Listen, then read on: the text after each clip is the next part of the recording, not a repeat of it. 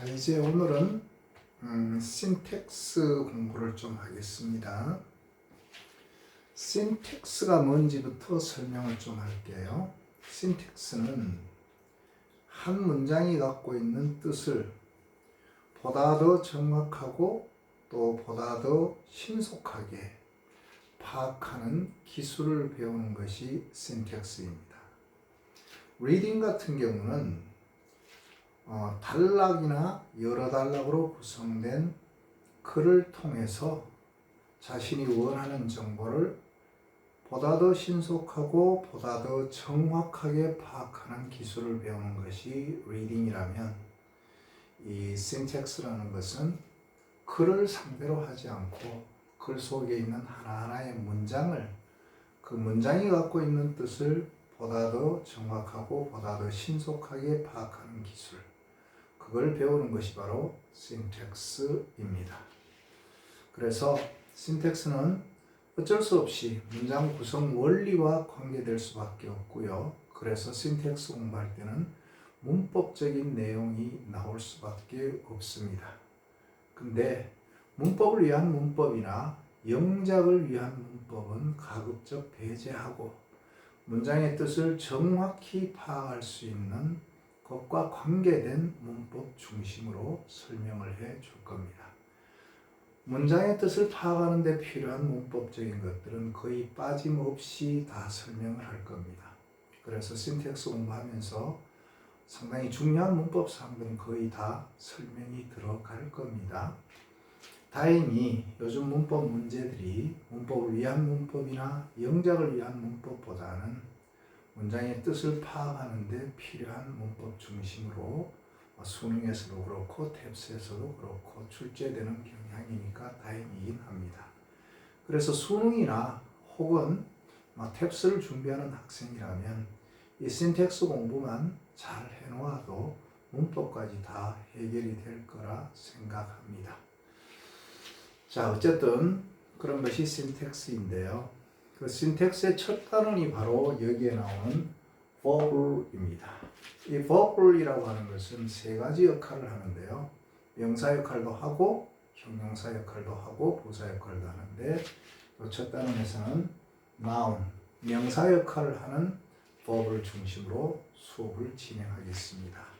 그럼 verb이 어떤 건지부터 간단하게 한번 살펴보겠습니다.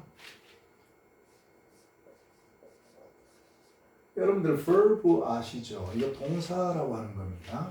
여기에 스펠링 AL이 추가되면서 verb이 되는 겁니다. 이 verb이라고 하는 것이 우리말로 옮기면 이게 바로 준동사가 됩니다. 동사 앞에 붙은 준의 뜻은요, 비슷하다는 뜻이에요. 그러니까 준동사는 동사하고 비슷하다는 겁니다. 영어에서 verb을도 verb에 붙은 거로 봐서 동사하고 비슷한 뭔가가 있겠지, 그렇죠? 그러면 왜 동사하고 비슷하다라고 할까? 왜 준동사라고 할까? 그건 간단합니다. 동사가 갖고 있는 그 기능들 중에서 상당 부분을 이 준동사라고 하는 애도 갖고 있어요. 근데 동사하고는 달리 동사에서는 없는 형태나 동사에서는 없는 역할마저도 겸하는 것이 준동사입니다. 그러다 보니 동사 같기도 하고 동사 아닌 것 같기도 하고 그렇게 약간 겹치는 면이 있습니다. 그래서 준동사라고 이름을 정한 겁니다. 어쨌든 지금부터 이제 그 준동사가 생겨난 과정을 한번 보도록 하겠습니다. 자, 준동사는 어떻게 생겨났을까요? 주어와 동사를 갖추었습니다.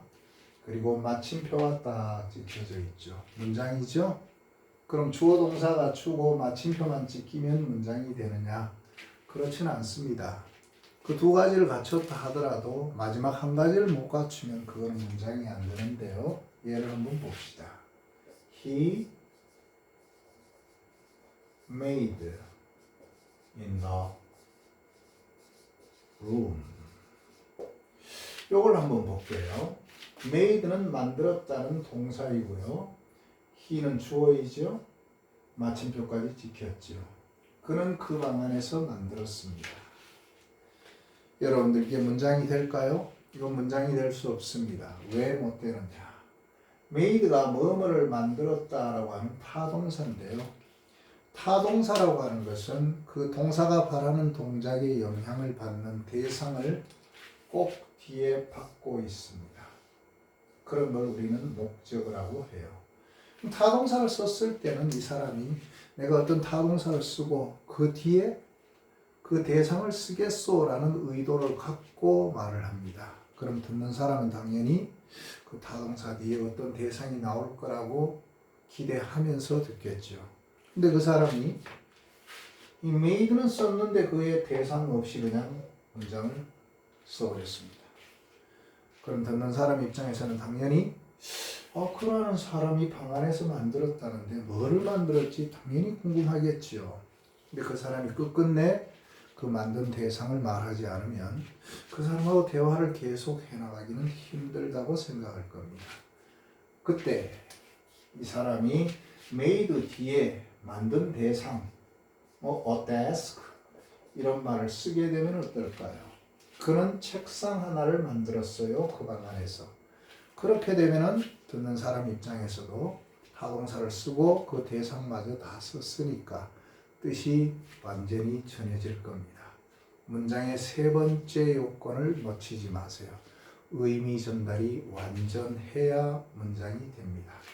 자, 여기에 나오는 이 주어 동사를 갖추고 마침표를 찍힌 이 녀석이 의미 전달이 완전한 문장이라고 생각하면서 보겠습니다.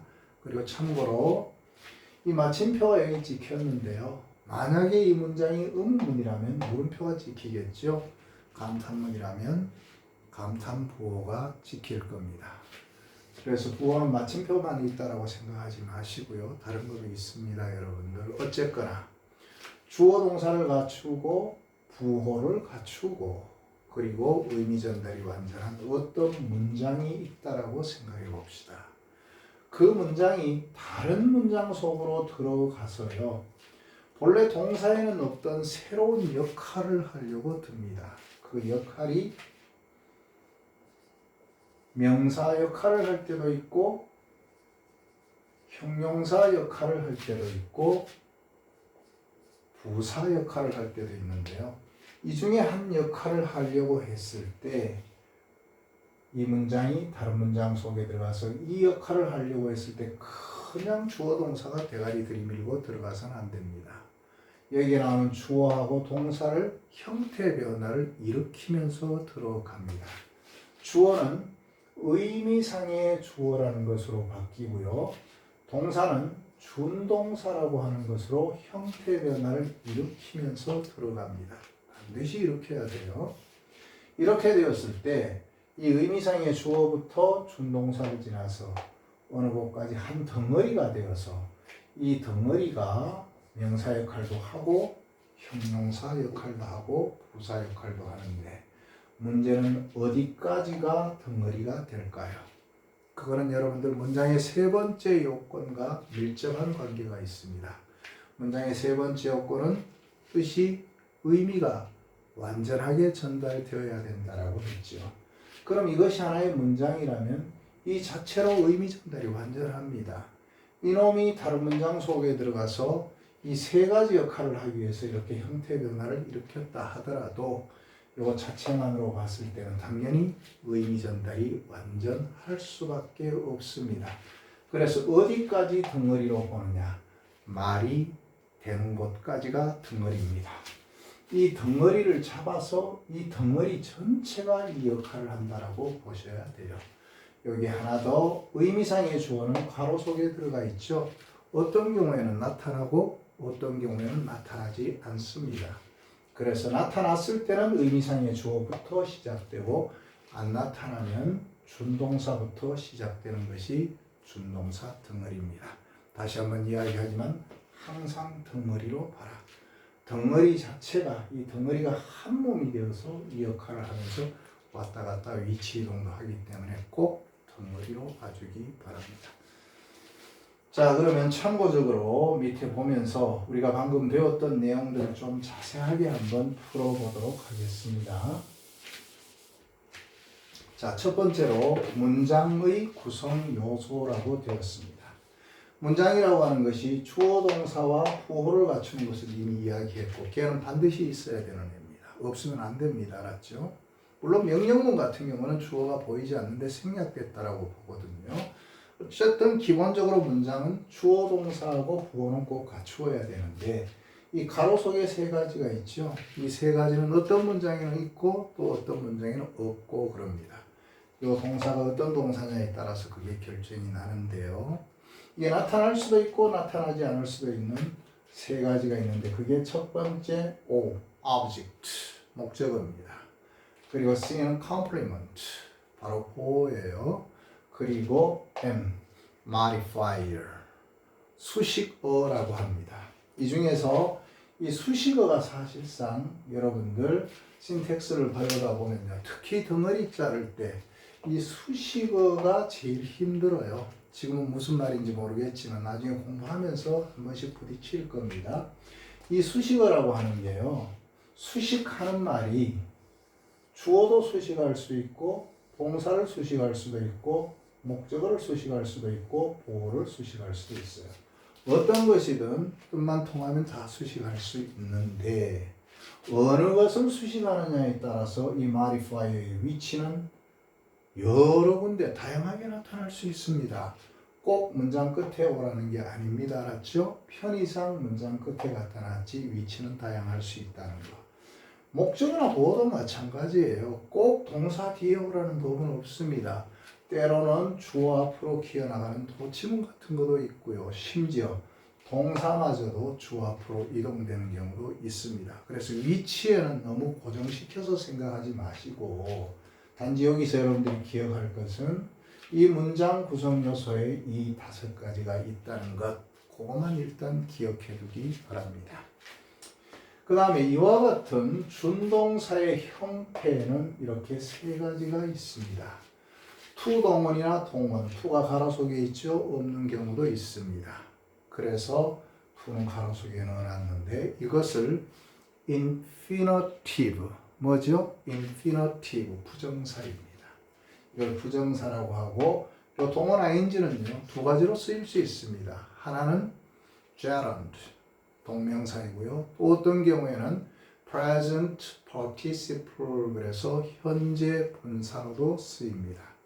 그리고 마지막 동원 ed는 past participle 이라고 해서 얘는 과거 분사라고 하는 겁니다. 어쨌든 준동사의 형태, to 동원이나 동원, 동원 ing, 동원 ed 크게 3가지가 있다는 것을 염두에 두고 있기 바랍니다. 그 다음에 이와 같은 준동사의 역할은 또 어떻게 해야 될까? 여기에서 편의상 그냥 준동사의 역할이라고 했는데요. 사실상 이 준동사의 역할이라고 하는 것은 이 준동사만의 역할이 아니고 이 덩어리, 알겠죠? 이 덩어리 전체의 역할이 되는 겁니다. 자, 역할이 어떻게 되는지 살피겠습니다. 첫째, 명사 역할을 합니다. 준동사 덩어리 전체가 명사 역할을 해요. 2번째, 형용사 역할을 합니다. 3번째, 부사 역할을 합니다. 어떤 학생들 중에서 명사니, 형용사니, 부사니 이 말 자체를 모르는 학생들도 의외로 많은데요. 여기 나타나는 말들 중에서 잘 모르는 거 있을 겁니다. 어떤 학생들은. 그런 학생들은 걱정하지 마시고 선생님이 동영상 하나를 더 올릴 겁니다. 그게 바로 동사 단원인데요. 동사 단원 들어갈 때 처음 시작할 때 1시간 정도, 많이는 1시간 반 정도 문법에 사용되어지는 온갖 용어들을 싹 정리하면서 동사 수업이 전개될 겁니다. 그래서 앞부분을 좀 들어보면은 명사가 어떤 거고 형용사가 어떤 거고 부사가 어떤 거고 여기 나오는 주어가 어떤 거고 동사, 목적어, 보호, modifier, 수식어가 어떤 건지 다 설명해 줍니다. 아주 자세하게 정확하게 쉽게 설명을 할 거니까 혹시 모르는 학생이 있으면 그 동영상을 꼭 참고해 주기 바랍니다. 자, 준동사의 역할 첫 번째 명사 역할이라고 했는데 명사가 문장 속에서 하는 역할은요. 첫째, 주어 역할을 합니다. 둘째, 목적어 역할을 하고요. 셋째, 보호 역할을 하는데, 자, 보입니까? 이퀄 관계의 보호 역할을 합니다. 보호는 두 가지가 있어요. 설명하는 기능이 있는 보호도 있지만 이렇게 이퀄 관계로 보호가 되는 경우도 있습니다. 모르는 사람은 다시 한번 이야기할게요. 동사 단원의 앞부분 동영상을 꼭 참고하세요. 그 다음 두 번째, 형용사 역할을 하는 것은 두 가지가 있습니다. 하나는 명사를 수식합니다. 하나는 명사를 뭐 한다고요? 수식해요. 수식. 하나는 명사를 수식하고요. 또 하나는 명사를 설명하는데, 이 설명하는 명사의 경우에는 아무 명사나 다 설명하는 게 아니고 주어 아니면 목적어 역할을 하는 명사만 설명합니다. 이 준동사가 이 형용사 역할을 다 수행한다는 겁니다. 그럼 이런 형용사 역할을 수행하는 준동사에는 뭐가 있을까? 쭉 나와 있지요. 그리고 부사 역할을 하는 경우는 뭐를 나타낼까? 바로 동사를 수식하거나 혹은 형용사를 수식하거나 혹은 다른 부사를 수식하게 되어 있습니다. 자, 이 세 가지를 수식하면 부사 역할이 되는데 부사 역할을 하는 준동사에 이렇게 또 세 가지가 있네요. 자, 그러면 먼저 명사 역할부터 자세하게 한번 보겠습니다. 명사 역할을 하는 경우 준동사는 to 동원이나 동원 ing를 쓰게 되는데 두 가지 다 번역이 같습니다. 뭐뭐 하는 것 내지는 뭐뭐 하기 정도로 번역이 됩니다. 그럼 형용사 역할을 하는 준동사에는 또 이렇게 세 가지가 있는데 여기서는 하나, to 동원의 경우에 형용사 역할을 할 때는 때로는 to 없이 동사 원형만 쓰일 수도 있습니다. 그냥 들어두세요. 준동사 내용 들어가면 이런 것들은 자세하게 그때 설명이 다 들어갈 겁니다. 어쨌든 to 동원이나 동원이 나타나고 동원 ing가 나타나는데, 자 여러분들 여기도 동원 ing가 있고 여기도 동원 ing가 있죠. 요 동원 ing는 명사 역할을 하는 동원 ing로 동명사라고 하고요. 요 동원 ing는 형용사 역할을 해서 요 경우에는 바로 현재 분사라 그럽니다. 그리고 동원 ed가 나타나네요. 과거 분사. 요 세 가지가 형용사 역할을 하는데, 자, 형용사 역할을 하는 to 동원의 번역은 어떻게 될까요? 형용사 역할을 하는 to 동원의 번역은 일반적으로 뭐뭐 한, 뭐뭐 할, 뭐뭐 해야 할, 혹은 뭐뭐 할 수 있는, 혹은 뭐뭐 리을 받침, 혹은 뭐뭐 니은 받침. 그러니까 단어의 받침이 리을 아니면 니은으로 끝난다는 겁니다. 이런 말로 우리말상으로 이런 말로 번역이 떨어지는 애들은 형용사 역할을 하는 것인데 바로 이 to 동원이 나오면 이렇게 번역이 떨어진다는 겁니다. 그럼 동원 ing는 번역이 어떻게 떨어질까요? 동원 ing의 번역은 뭐뭐 하고 있는으로 번역이 됩니다. 형용사 역할을 하는 동원 ed의 번역은 어떻게 될까요? 뭐뭐 하여진, 뭐뭐 되어진, 뭐뭐 당한 정도로 번역이 될 겁니다. 여러분들이 문장 번역을 할 때 이런 것들은 기본적으로 알고 있어야 될 것들이에요. 그리고 부사 역할은 동사나 형용사나 다른 부사를 수식한다라고 했는데 이 수식 관계 살피면 머리 아파서 공부하기 힘듭니다. 헷갈리는 것들이 의외로 많거든요. 그래서 부사 역할의 경우에는 그냥 간단하게 뜻만 기억해 주세요. to 동원이나 동원 ing나 동원 ed가 어떤 뜻으로 쓰일 때 부사 역할인지 그 정도만 기억해 두기 바랍니다.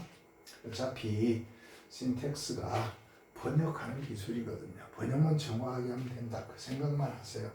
너무 자세하게 수식관계 따지고 이러면 이거 완전히 문법을 위한 문법이 되어서 신텍스 공부 본래의 취지를 잃어버리게 될 수 있기 때문에 그럽니다. 자, 어쨌거나 부사 역할을 하는 경우 투동어는 번역이 어떻게 될까? 그리고 동어나 인지 동원이기는 또 번역이 어떻게 될 것인가? 그놈을 또 한번 살펴보도록 하겠습니다. 투동어는요, 부사 역할을 하게 되었을 때 목, 결, 원, 판, 조, 양, 정 7가지 뜻이 나타납니다. 목은 목적의 의미를 띱니다. 뭐하기 위하여로 번역이 돼요. 결은 결과, 뭐하여 뭐하다, 뭐 자라서 군인이 되다, 뭐 이런 식으로 결과가 되고, 원인은 뭐뭐하니 정도로 번역이 되고요. 판은 판단의 근거라고 하는데 뭐뭐하다니, 뭐뭐하는 것을 보니 정도로 번역이 되고, 조는 조건입니다.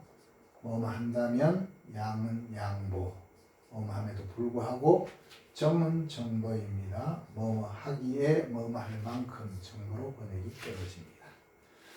그럼 동어나 인지 동원이 이디는 약간의 차이는 있지만 일단 기본적인 공통된 번역이 있는데요. 그게 바로 뭐냐 하면은 시, 이, 조, 양, 개, 동의 번역이 나타납니다. 시는 시간입니다. 이는 이유가 되고요. 조는 조건이 되고, 양은 양보, 개는 계속의 뜻을 띠고, 동은 동시 동작의 뜻을 띱니다.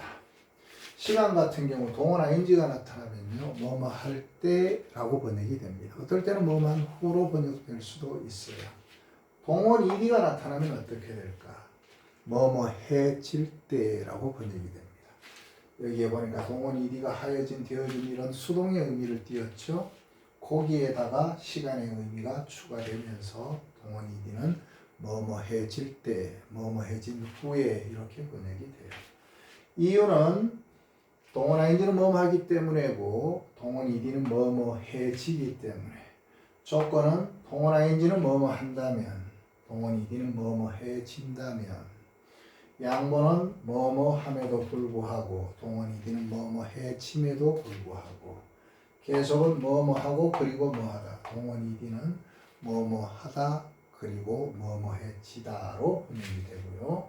동시 동작은 뭐뭐 하면서, 동어나 인지죠. 동원 이디는 뭐뭐 해치면서로 번역이 됩니다. 그래서 이 준동사가 나타났을 때 명사 역할을 하는 준동사, 형용사 역할을 하는 준동사, 부사 역할을 하는 준동사가 있는데 각각 어떤 뜻으로 번역되는지를 간단하게 살펴봤습니다. 이 정도만 알아도 사실상 문장 뜻 파악하는데 다른 거 더 이상으로 나타나는 것은 드물게 나타나요. 이 정도만 알아도 거의 다 아는 거라고 해도 큰 문제는 없습니다. 번역은 이 정도면 충분해요. 자, 그러면 이제 그 다음 단계에 들어갑니다. 준동사의 범위입니다. 자, 이놈 지웁니다.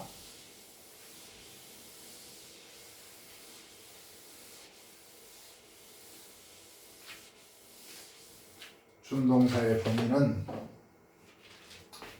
방금 전에도 했지만 의미상의 주어부터 준동사가 지나서 말이 되는 것까지 한 덩어리로 봐라. 의미상의 주어는 있는 경우도 있고 생략되는 경우도 있어서 괄호에 써놓았고, 투동어는 때로는 투 없이도 쓰여서 괄호에 있습니다. 자, 이제 마지막으로 준동사의 의미상의 주어는 어떤 형태일까? 투동원 앞에 나오는 의미상의 주어, for나 of 뒤에 목적격이 나오면 됩니다. 가령 예를 들어서 주어에서 나는 하면은 I를 쓰죠. 의미상의 주어는 for me 혹은 of me 이렇게 나타납니다. 뭐 앞에서? 투동원 앞에서만 그렇습니다. 동원 ing 앞에서는 어떨까요? 동원 ing 앞에서는 소유격 혹은 목적격이 나타납니다. 내가라고 했을 때 여기에 my를 쓰든지 me를 쓰든지 뭐 이런 식이 된다는 겁니다. 그럼 요 마지막 요거는 뭘까? 주격이 나타납니다. 내가라고 했을 때 얘는 그냥 I예요. 참 특이하지, 그죠? 자, 동원 ing는 내가 조금 전에 동명사로도 쓰이고 현재 분사로도 쓰인다 그랬죠. 동명사로 쓰일 때는 의미상의 주어가 소유격 아니면 목적격의 형태로 나타납니다. 그러면 동원 ing가 현재 분사로 쓰일 때는 주격의 형태로 나타난다는 거예요. 마지막으로 동원 일이가 나타났을 때는 그 앞에 의미상의 주어는 항상 주격만 나타납니다. 어떤 형태가 나타나든 다 괄호 속에 있지, 그죠? 의미상의 주어는 나타나지 않을 때가 많습니다, 여러분들. 언제 나타나지 않는지는 차차 알게 될 거예요. 알겠지? 일단 이렇게 된다는 것만 알고 우리가 방금 배웠던 이 준동사의 기본적 개념들을 활용해서 직접 문제 한 3개 정도를 풀면서 준동사가 어떻게 생겨나는지를 한번 확인해 보도록 하겠습니다.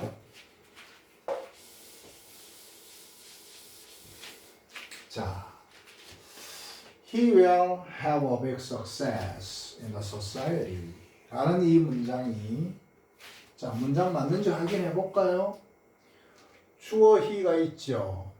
동사 will have가 있고, 그리고 have는 같다라는 타동사로서 뒤에 목적어 success를 갖추고 있고, 마침표도 찍히고, 번역하니까 그가 사회에서 큰 성공을 거둘 것이다. 의미 전달이 완전하지요? 그럼 이제 문장이 맞습니다, 여러분들. 이 문장이 아래 문장 속에 이 괄호 속에 들어가려고 해요. 괄호의 역할을 볼까요? expect가 뭐뭐를 기대하다라고 하는 타동사니까 이 덩어리를 그냥 하나의 단어로 봐야 됩니다. 준동사 덩어리는 한다라고 같은 거예요. 그럼 당연히 타동사 뒤에 나오니까 뒤에 나오는 덩어리는 기대의 대상, 목적어가 되겠네요. 목적어 자리에 이 문장이 들어간다. 아, 목적어 역할을 한다면 명사 역할이네, 그죠? 명사 역할을 할 수 있는 준동사는 to 동원도 있고 동원 ing도 있었죠. 그럼 will have가 to have 아니면 having을 쓴다는 것인데 뒤에 배웁니다. expect라고 하는 동사는 동원 ing를 안 씁니다. 그냥 약속이라고 생각하세요. to 동원만 씁니다. 그래서 will have가 to have가 되는 건데 선생님, will은 어떻게 될까요? 안 씁니다. can, may, must, will, should, shall 이런 것들은 전부 조동사라고 하는 건데 조동사는 to 동원에 쓰지 않습니다. to 동원 속에 조동사의 의미를 담아내버리기 때문에 따로 쓰지 않습니다. 그래서 will은 사라지고 결국 have가 to have가 될 거예요. 선생님, he는 그럼 어떻게 됩니까? 의미상의 주어 되겠죠. for him이 될 겁니다. to 동원 앞에는 for 목적격 쓰라 그랬죠. for him이 되는데 그 for him은 expect라는 동사 앞에 나오는 주어 he하고 같은 놈이네요. 문장 전체를 대표하는 주어, 문의 주어라고 합니다. 문의 주어하고 동일하면요. 문의 주어하고 동일하게 되면은 문의 주어하고 동일하게 되면은 의미상의 주어는 쓰지 않으므로 이게 for him이 되겠지만 여기에는 쓰지 않습니다. 사라집니다. 그럼 결국 뭐만 남을까요?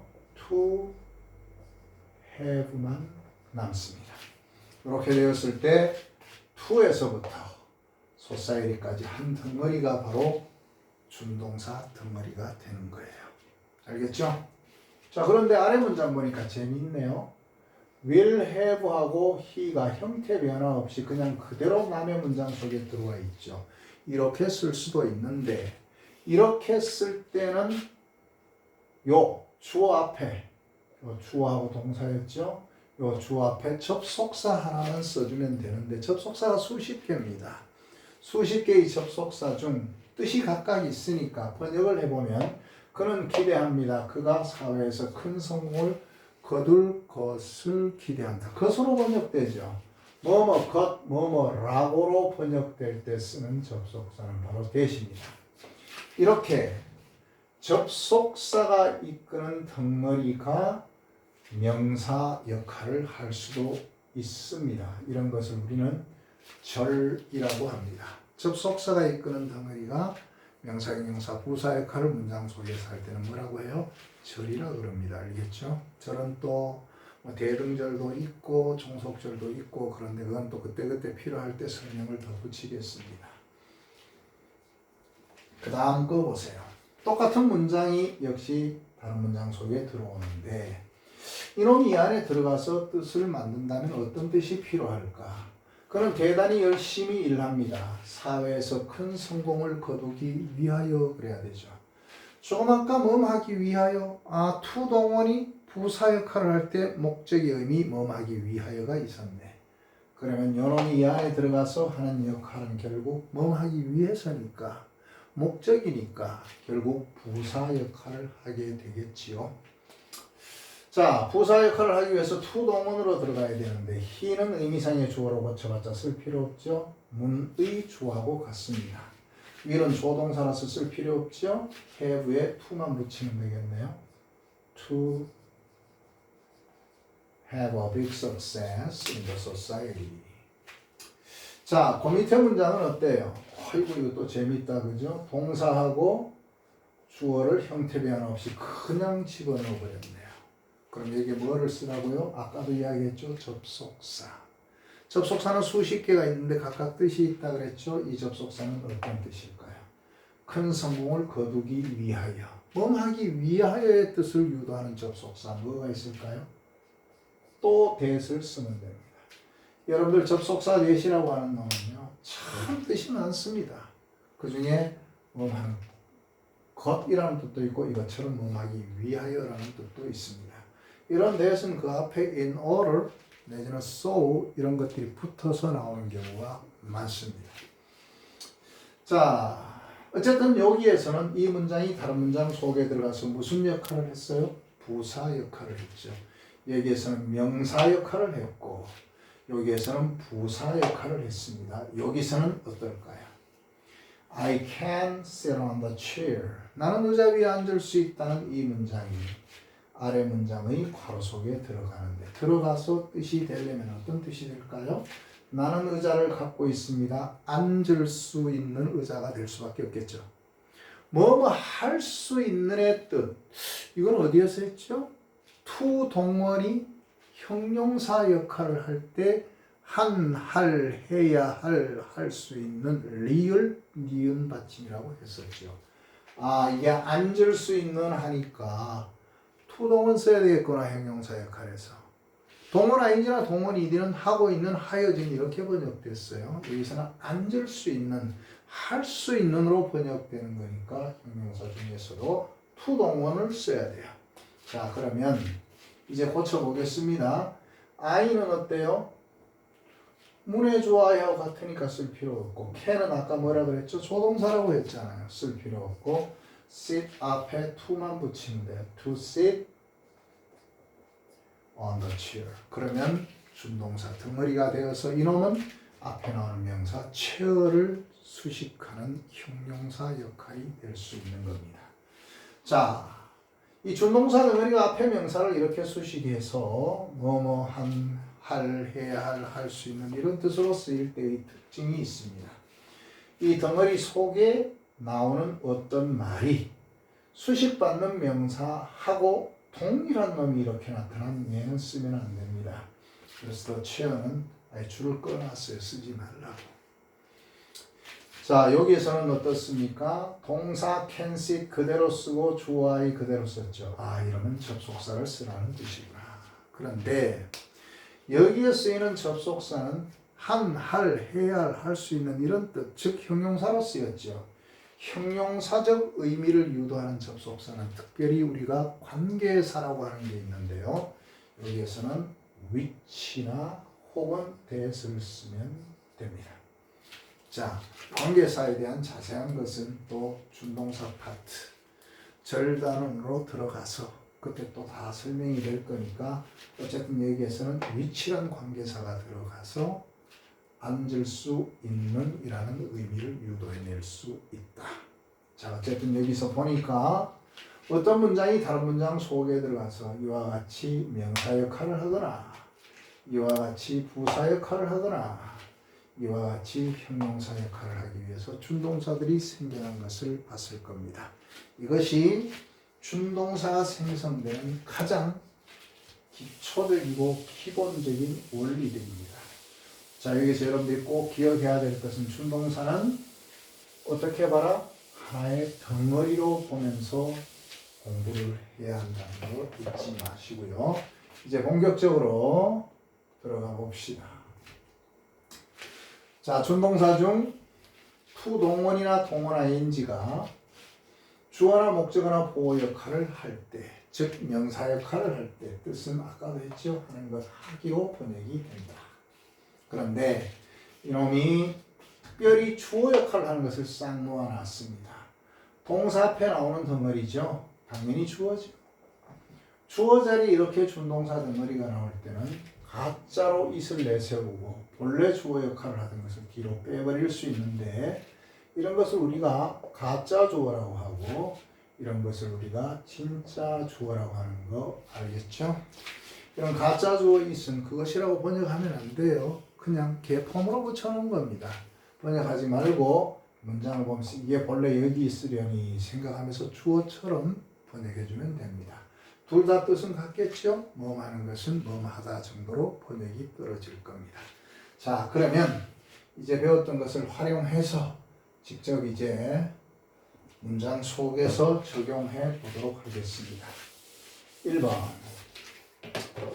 자, reading speed is important. 독해 속도는 중요합니다. but 그러나 드디어 준동사가 떴군요. 덩어리를 잡아야 됩니다. 어디까지라 그랬죠? 말이 되는 곳까지라고 했습니다. ing가 붙어 있지만 ing 없다라고 생각해야 됩니다. 문장이 되기 위해서 세 번째 요건이 의미 전달이 완전해야 된다 그랬죠. ing 붙어 있는 것으로 제대로 번역해 버리면 끝까지 말됩니다. 그래서 그렇게 하면 안 되고 본래의 상태, ing 없던 동사의 상태로 갖다 놓고 쭉 의미 파악을 해보면 여기까지가 덩어리는구나 하는 것이 금방 보일 겁니다. 그러니까 being able to를 그냥 be able to라고 생각하세요. 할 수 있다의 뜻이 되겠죠? 생각할 수 있습니다. 바르게 생각할 수 있습니다. 여기까지 잘라버리고 바르게 생각할 수 있다. 여기까지 말 잘 되죠? About what to read 넣어볼까요? 당신이 읽는 것에 대해서 바르게 생각할 수 있다. 여기까지는 말이 잘 되죠? is를 넣어볼까요? 당신이 읽는 것에 대해서 바르게 생각할 수 있다. 이다. 아이고 연결이 안 되네요. 그럼 여기까지가 바로 덩어리가 되는 겁니다. 요 덩어리가 바로 뒤에 동사 is를 받았죠. 그럼 이 덩어리는 주어 역할을 하므로 이제 ing의 뜻이 정해졌습니다. 당신이 읽는 것에 대해서 바르게 생각할 수 있는 것은 훨씬 더 중요합니다. 자, reading 또 준동사 덩어리가 나왔어요. 자, ing 없다라고 생각하라 그랬죠? 읽는다. without thinking, 생각하지 않고 읽는다. may do harm, 해를 끼칠지 모른다. 여기까지만 의미 연결이 자연스럽죠? 번역의 덩어리입니다. 덩어리 정해지고 나면 이 reading이 이끄는 이 덩어리가 동사 앞에 주어 자리에 튀어나왔죠. 그럼 주어네요. 어떻게 번역해요? 생각하지 않고 읽는 것은 해를 끼칠 수 있습니다. 뭐 하면은요? 당신이 읽는 것이 여기서 what은 뭐 하는 것으로 번역되는 관계사라고 하는 건데 나중에 배울 거예요. 당신이 읽는 것이 is not true. 사실이 아니라면 해를 끼칠 수도 있다. 자, 2번 들어가겠습니다. To help. to부터 시작하겠죠? to 없다라고 생각하세요. 그냥 동사 help라고 생각하면서 의미를 들어가 봐야 되겠습니다. 낯선 사람이 길이나 기차역을 찾는 것을 돕는다. 여기까지 의미 연결 잘 되었습니다. 그죠? 낯선 사람이 길이나 기차역을 찾는 것을 돕는다. 오와 그러나 다음에 to 동원이 또 나왔죠. 자, 여러분들 to help가 이끄는 덩어리를 잡을 때 이 to answer가 이끄는 덩어리가 이 덩어리 속에 들어갈까 안 들어갈까를 결정할 때까지는 to answer는요 그냥 to answer로 봐야 돼요. 그럼 여기서 to answer가 번역이 어떻게 나올까? 대충 두드려 맞춰봐도 대답을 하는 것이 예의 바를 뿐만 아니라 친절하다 이렇게 번역이 나올 거거든요. 그럼 여러분들 이 to answer는 대답하는 것으로 번역이 될 텐데 이걸 대답하는 것으로 번역하면서 연결이 되는지 확인해 볼까요? 낯선 사람이 길이나 기차역을 찾는 것을 돕는다. 혹은 대답하는 것. 의미 연결 끊기죠? 그럼 여러분들 이 to answer는 앞에 to help하고는 관계없이 독립적으로 나타난 또 다른 하나의 준동사 덩어리이기 때문에 새로운 갈로를 이렇게 쳐버린 겁니다. 그럼 이 to help가 이끄는 덩어리는 어디까지 갈까? 어디까지 말이 됐었죠? or까지는 말이 됐었죠. 그래서 or를 집어넣고 싶은 생각 들죠? 여기에서 여러분들 내가 조금 아까 문장 구성 요소를 말했던 게 필요합니다. 이럴 때 필요해요. 문장 구성 요소는 이렇게 된다라고 했었죠. 주어 동사와 목적어하고 보어하고 modifier 수식을 하고 됐습니다. 이 or가요. 이 or가 목적어가 되든 보어가 되든 modifier가 되든 그 중에 어느 하나가 되어야 이 덩어리 속에 들어갈 수 있는데 자, help라고 하는 놈이 뒤에 목적어 strange는 파가 버렸습니다. 그렇죠? or를 아무리 살펴봐도 이 to help가 이끄는 덩어리 속에서 역할이 동사가 될 수는 없고 당연히 주어가 되겠습니까? 그렇다고 이게 목적어가 될 수도 없잖아요. or가 어떻게 혹은이라는 뜻인데 얘가 어떻게 목적어가 됩니까? 목적어는 명사만 되는 거거든요. 그렇다고 보어가 될까? modifier, 수식어가 된다고? 이 수식어가 될 수, 뭐를 수식하겠습니까? 수식의 의미를 여러분들이 잘 몰라서 그런데요. 다시 한번 이야기할게요. 동사단은 앞에 첫 시간 부분 들어보세요. 그럼 수식어가 뭔지 알 겁니다. 이 or는 목적어도 보어도 수식어도 역할을 하기 곤란하기 때문에 to help가 이끄는 덩어리 속에 들어갈 수 없습니다. 여기서 잘려버려요. 그리고 to answer의 범위를 또 보겠습니다. 대답한다. to 없다라고 생각해야 됩니다. 이 덩어리는 새로 들어가는 거니까 이제 대답한다. 질문에 대답한다. 어떤 질문? 이렇게 수식 들어가네요. 그가 물을지 모르는 질문. 에 대답한다. is 넣으면 어때요? 이다. 의미 연결이 끊기죠? 그러면 to answer가 이끄는 덩어리는 ask까지 가네요. 결국 앞에 덩어리, 뒤에 덩어리 사이에 끼어 있는 게 or입니다. 이거 접속사예요. 여러분들 등위 접속사라는 게 있습니다. 몇 가지가 있습니다. and, but, or, for, so. 이게 대표적인 애들입니다.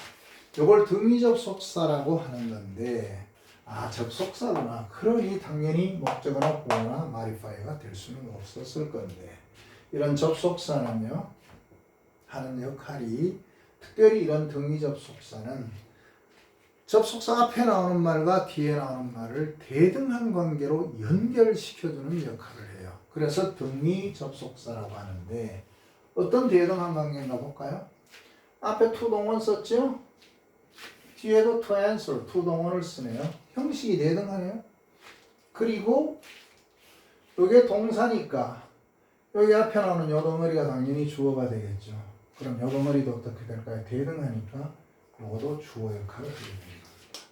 결국 or라고 하는 접속사는 앞에 나오는 to 동원 덩어리와 뒤에 나오는 to 동원 덩어리를 대등한 관계로, 즉 형식적으로는 to 동원으로, 역할적으로 봤을 때는 주어로 연결해주고 있구나. 이렇게 파악하면 됩니다.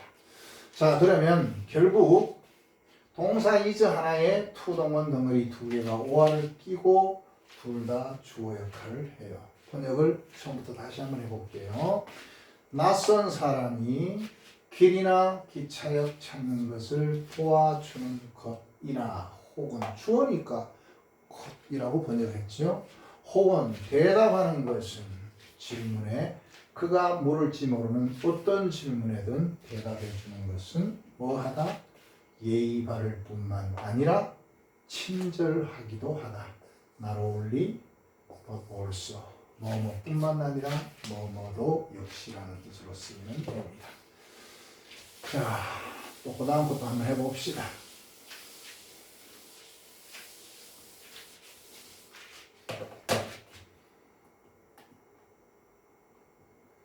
자, 세 번째 들어가도록 하겠습니다. It's no use. 소용없는 짓이다. 쓸모없는 짓이다. wishing에서부터 덩어리가 잡혔습니다. wish for 뭐뭐를 바라다라는 수고로 쓰입니다. impossible 조심해야 됩니다. 이게 본래 불가능한의 뜻이 있는데요. 앞에 더가 붙으면서 이 impossible이 불가능한 것이라는 명사적 의미를 띌 수도 있습니다. 그때는 꼭 더가 붙어요. 그래서 wishing for the impossible 이게 덩어리가 되네요. 이 덩어리가 도대체 뭘까? 앞에 is은 뭐지? 아, 이게 바로 가짜 주어라고 하는 겁니다. 본래 이 덩어리는 이 자리에 있었던 애입니다. 그런데 영어에서 주어 자리가 이렇게 길어지는 것을 피하는 성향이 있습니다. 그래서 가급적이면 가짜를 이 자리에 쓰고 진짜는 뒤로 보내버리는데 이게 바로 진짜 주어라는 것이 되죠. 번역해볼까요? 있은 그것이라고 번역하지 마세요. 얘 없어. 그냥 use까지 넣어서 쓸모없는 짓이다. 소용없다. 얘가 주어입니다. 불가능한 것을 바라는 것은 쓸모없는 짓이다. 소용없다. 이렇게 되는 거예요. 자, 그 다음 4번 한번 봅시다. 당신은 모릅니다. 얼마나 편리한지를요. 자, 여기서부터 덩어리 시작됩니다. 삽니다. 아주 가까이에 정거장에. 정거장에 아주 가까이에 산다는 뜻이죠. 이 덩어리 뭘까? 여러분들, 이 보입니까? 이게 가짜로 내세운 주어예요. 그럼 이거 뭡니까? 이게 진짜 주어가 되겠죠? 요놈이 본래 이 자리에 있었던 거예요. 편의상 뒤로 보낸 겁니다. 번역하면 어떻게 되죠? 당신은 모른다. 있은 번역하지 마세요. 얼마나 편한지를. 뭐가? 요놈이 이 자리에 있었다 그랬죠? 정거장에 아주 가까이 사는 것이 얼마나 편리한지 니는 모른대 이런 뜻입니다. 자, 이제 5번 봅시다. 5번. 자, the discipline. discipline이라고 하는 것은 훈육입니다. 훈육은 excessive해서는 안 된다. 지나쳐서는 안 된다. 우리는 금지를 바라지 않습니다. 자, for prohibition's sake. 보이죠? 여러분들 관용적 표현으로 기억해 두세요. for 다음에 이렇게 소유격이 나타나고 sake가 붙으면 뭐뭐를 위해서라는 뜻입니다. 금지를 위해서 금지를 바라지는 않는다가 됩니다. 자, 그것은요, 요거 가르치겠죠? 훈육이라고 하는 것은 capricious, 변덕스러워서는 안 됩니다. It is no use, 있은 가짜 주어 같죠? 쓸모없는 짓입니다. 자, 뒤에 덩어리 나왔습니다. forbidding. 자, 이 덩어리 잡을 때 ing 없다라고 생각하세요. 금한다. 어떤 것을 어느 날엔 금한다. 자, and 그리고 여기까지 말이 되지, 그죠? 그런데 뒤에 allowing이라고 하는 놈이 또 나타났어요. 자, 이 놈을 도대체 forbidding 덩어리 속에 넣어야 될까 말아야 될까 고민되죠? 일단 안 들어가니까 내가 따로 잘라버릴게요. 여기까지가 덩어리예요. 왜 안 들어갈까? forbidding이 이끄는 덩어리 속에 allowing이라고 하는 것을 넣고 싶으면 이때는 ing 없는 것으로 하면 안 됩니다. 알겠죠? 요 덩어리를 새로 잡을 때는 ing가 없다라고 생각해도 되겠지만 요 forbidding 덩어리 속에 얘가 들어간다라고 생각하면 이건 ing 있는 거예요. ing의 본래의 뜻을 살려주면서 덩어리 속에 들어가는지 확인해야 됩니다. 그럼 다시 한번 볼게요. 어떤 것을 어느 날에는 금한다. and 그리고 ing. 요 ing는 없는 거로 여기지 마세요. 대충 두드려 보니까 어때요? 이거 허용하는 것으로 번역돼요. 그럼 이걸 허용하는 것으로 번역하면서 여기까지 말 될까요? 어떤 것을 어느 날 금한다 그리고 허용하는 것 의미가 안 되죠? 그러면 여기서부터 새로운 동원화 인지 덩어리로 봐야 되고 그게 여기까지 가는 거예요. and는 어떻게 할까요? 아까 등위 접속사라고 했죠? 얘는요 주어니 동사니 목적어니 보어니 수식어니 그딴 역할을 할래야 할 수가 없어요. 그럼 이 and는 이 forbidding이 이끄는 이 덩어리 속에 들어가서 이놈이 이 안에서 어떤 말을 수식하든지 아니면 이 안에서 forbidding의 목적어는 여기 thing이 눈이 시퍼렇게 살아있죠? 목적어 역할을 하든지 아니면 이놈이 이 안에 들어가서 보호 역할을 하든지 아니면 수식어 역할을 하든지 해야 이 and가 이 덩어리 속에 들어가요. 그냥 번역상으로 대충 보면은 어떤 것을 어느 날은 금한다 그리고까지 말이 돼요. 그런데 이 and는 이 덩어리 속에 넣을 수 없는 이유가 엄격히 따져보니까 얘는 이 덩어리 안에서 주어 역할도 동사 역할도 목적어 역할도 보호 역할도 수식어 역할도 아무것도 할 게 없습니다. 그럼 결국 의미상으로는 어느 정도 통하는 것 같지만 얘는 이 덩어리 속에 들어가지 못한다. 준동사 덩어리 속에 들어가는 말들은요 준동사의 의미상의 주어가 되든 아니면 준동사 자체가 되든 아니면 준동사 뒤에 따라 나와서 목적어나 보어나 수식어가 되든 그 중에 하나는 되어야 준동사 덩어리 속에 들어가는 거예요. 그런 것들로 다 구성된 것 자체만으로 그게 충분히 뜻이 통하거든요. 그래서 조금 아까 준동사 덩어리는 말이 되는 것까지라고 했지만 이 경우에는 말이 되기는 하는데 헷갈려. 이걸 넣어야 될지 말아야 될지. 그래서 선생님이 자세하게 뜯어보니까 forbidding 덩어리 속에 들어가서 얘가 어떤 역할도 할 게 없습니다. forbidding의 의미상의 주어 역할을 할 거예요? 지가 forbidding 자체가 될 거예요? forbidding의 목적어가 될 거예요? 아니면 이 안에 있는 어떤 다른 단어 수식할 거예요? 아무것도 할 게 없어요. 번역상으로 and까지 말이 되지만 사실상 and는 이 안에 들어가서 할 역할이 전혀 없기 때문에 그냥 여기서 잘라버린 거고. 그럼 여기서 and는 어떤 걸까요? 아까 뭐라 그랬죠? 등위 접속사 앞에 나오는 말과 뒤에 나오는 말을 대등하게 연결해 준다 그랬죠. 요것도 동원화 인지 덩어리잖아요. 요것도 동원화 인지 덩어리. 그리고 이놈의 역할이 보니까 이게 가짜 주어죠? 그럼 요 덩어리도 주어. 진짜 주어인데 이게 가짜 주어였으니까요. 이게 진짜 주어고 그럼 and 뒤에 요 덩어리도 같이 진짜 주어가 돼요. 결국 and를 보니까 진짜 그러네요. 동원 ing 덩어리 동원 ing 덩어리 형식상으로 대등하고 똑같이 진짜 주어 역할상으로도 대등하게 and가 연결해주고 있습니다. 자 그러면 번역해볼까요? 쓸모없는 짓이다. 첫 번째로 뭐가? 어느 날은 어떤 것을 금하는 것이 그리고는 다음날 와서 그것을 허용하는 것이 그건 쓸데없는 짓이다. 해봤자 그런 거는 소용없다 이런 뜻이 되는 거죠. 이해가 쓰리라 믿겠습니다.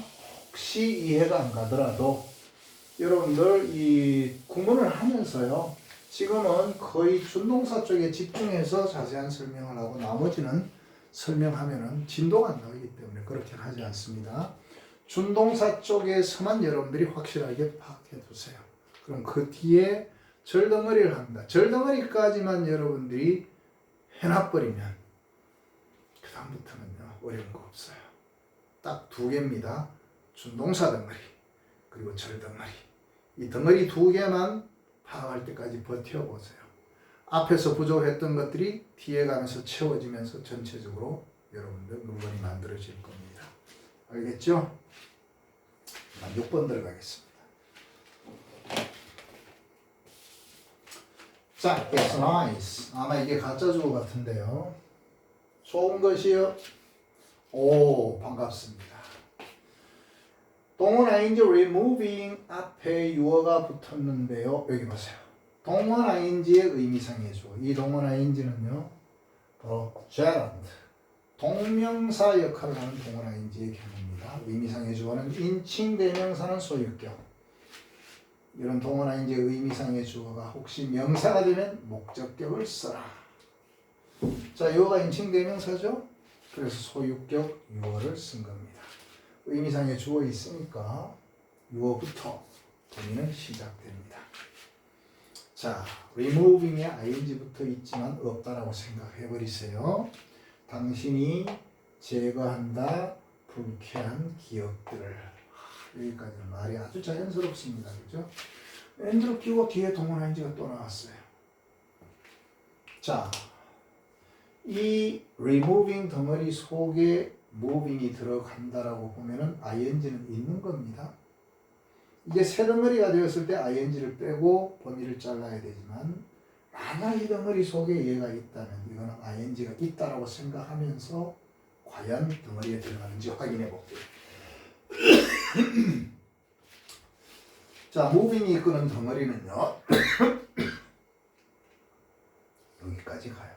근데 가만히 보니까 대충 보니까 이 moving이 갈아타는 것, 옮기는 것으로 번역이 되어요. 그럼 이게 갈아타는 것으로 하면서 번역 잘라볼게요. 네가 불쾌한 기억을 제거한다. 그리고 갈아타는 것. 의미 연결 안 되죠? 그럼 얘는 안 들어가요. 이 덩어리 속에. 그럼 and는 아까 등위 접속사 충분히 설명했으니까 이 덩어리에 들어가서 할 역할이 없다. 그래서 memories까지를 덩어리로 보고 and를 끼고 또 다른 하나의 동원ing 덩어리가 나왔는데 이걸 보니까 가짜 주어 이탄화에 진짜 주어가 두 개가 들려든 케이스입니다. 봅시다. 나이스하다. 좋은 거다. 네가 의미상의 주어니까 주어처럼 번역하세요. 네가 불쾌한 기억을 제거해버리는 것이 좋은 것이다. 그리고는 갈아타는 것이 좋은 것이다. 어디로 갈아탈까요? 행복하게 사는 것으로. For the rest of your life. 당신 삶의 나머지 동안. 남은 여생 동안 행복하게 사는 것으로 싹 갈아타는 것이 그게 좋다. 지나간 불쾌하고 더러운 기억에 매여서 남은 생을 힘들고 불행하게 살지 말고 그거 기억에서 지워버리라. 그리고 남은 생은 행복하게 사는 거. 그게 좋다는 내용이네요. 오늘 수업은 여기까지만 하겠습니다. 1시간짜리로 만들려고 했는데 어떻게 됐는지 모르겠어요. 자, 그러면 그 뒤로 쭉 계속 나오거든요. 계속 나오는데 다음 시간에 이어서 이것들이 쭉 수업이 진행될 겁니다. 참고로 이 책은요, 선생님이 직접 쓴 것이기 때문에 시중에는 없습니다. 선생님이 지금까지 책을 한 3,000페이지 정도 썼는데요. 지금까지 한 번도 이렇게 안 하다가 이제 한번 해볼까 싶어서 공개하면서 수업에 적용해 들어갈 겁니다. 나이가 들어서 마지막 봉사하는 기분으로 아이들을 가르쳐 볼 생각이에요. 잘 가르치고 싶어요. 또 잘 가르칠 수 있습니다. 많은 것들이 이 안에 들어있거든요. 엄청나게 많은 것들이. 그거 후배들한테 다 주고 가면 좋겠어요. 자, 다음 시간에 보겠습니다.